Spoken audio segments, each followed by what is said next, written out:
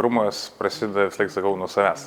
Jeigu kalbant apie atsinaujinančią energetiką, šiandien agrokoncerno grupė jau generuoja arba ateityje generuos. Tai yra saulė, yra vėjas ir yra biodujos. Tai gimė idėja prieš gerus metus turbūt, kad reikia atnaujinti parką ir jeigu jau atnaujinam, tai jau judam tą linkmę, kurie turim judėti, atsirado elektromobiliai.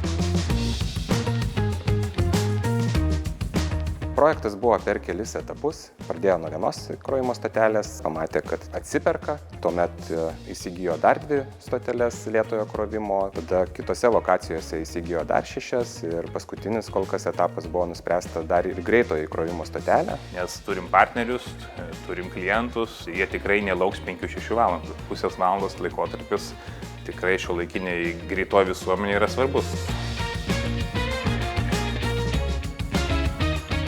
Enefit padėjo mums išgauti geriausią rezultatą, nes kiekvienas elektromobilis ir strategija įmonės reikalauja skirtingo pasirinkimo. Vis daugėja klientų, kurie eina šiuo keliu. Džiugu, kad galime jiems patarti ir padėti šioje kelionėje.